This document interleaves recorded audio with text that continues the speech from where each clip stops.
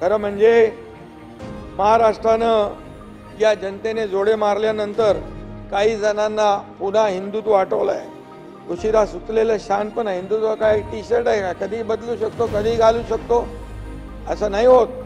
आणि म्हणून हौस से जाती हो बुन से नहीं आती, हे लक्षात ठेवा। मी उलट म्हणतोय, बुन से जाती हो हौस से, पण आता हौस से गई है तो बुन से कैसे आएगी?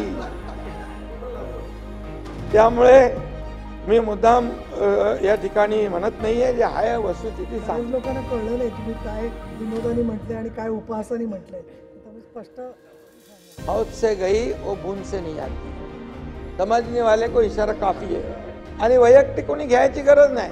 खरं म्हणजे मी खाली सभागृहामध्ये हे भाषण का ते आमचे देवेंद्रजी गेले तिकडे, आणि म्हणून परिस्थिती जी आहे या निवडणुकीची ती मी आपल्याला सांगतोय।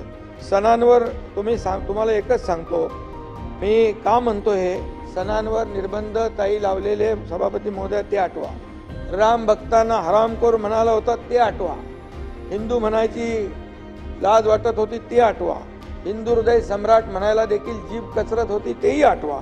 साधूच्या हत्याकांडानंतर मूग गिळून बसले होते तेही आठवा। मुंह में राम बगल में छुरी अशी जी काय वृत्ती आहे, त्या ठिकाणी हनुमान चालीसा म्हटलं त्याला जेलमध्ये टाकून दिलं। हनुमान चालीसा आता हनुमान मंदिरामध्ये फिरतायत। आणि म्हणून इथे आमचे मित्र प्रवीण भाऊ दरेकरांनी पेन ड्राईव्हचं काहीतरी बोलले का तुम्हाला? पेन ड्राईव्हचा गौप्यस्फोट केला। मला आणि देवेंद्रजींना अडकवून जेलमध्ये टाकण्याची कारस्थानं कशी शिजत होती हे त्यांनी उघड केलं।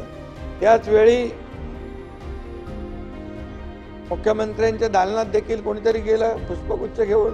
म्हणजे एवढी टोकाची टीका निवडणुकीच्या दरम्यान किंवा सरकार स्थापन झाल्यानंतर एवढी टोकाची टीका करून, आरोप करून, एक तर तू राहशील नाही तर मी राहील, एक सगळे किती लोकांचे नंबर याचा पण होता। प्रवीण दरेकर, देवेंद्रजी आणि प्रसाद लाड यांचे नंबर तयार होते आणि नावं तयार होती, आणि किती भयंकर वागला। आणि म्हणून फडणवीसांना देखील देवेंद्रजींना आत टाकण्यासाठी देखील कारस्थानं शिजवली। आणि म्हणून मी आपल्याला एवढंच सांगतो, काही लोक म्हणाले बर्फाच्या लादीवर टाकून मारू, काही लोक म्हणाले लाडकी बहीण योजनेची इन्क्वायरी करू, लाडक्या भावाची इन्क्वायरी करू, आणि सरकार आल्या आल्या सगळ्यांना जेलमध्ये टाकू। मी तर सांगितलं, लाडक्या बहिणींसाठी एकदा काही 100 वेळा एकनाथ शिंदे जेलमध्ये जायला तयार आहे। पण तुम्हाला मी हेही सांगितलं त्यावेळेस, लाडक्या बहिणी लाडक्या भावांच्या बाजूनेच उभ्या राहतील, सावत्र भावांना त्यांची जागा दाखवतील, हे मी सांगितलं होतं तेव्हा, आणि सावत्र भावांना जागा दाखवली।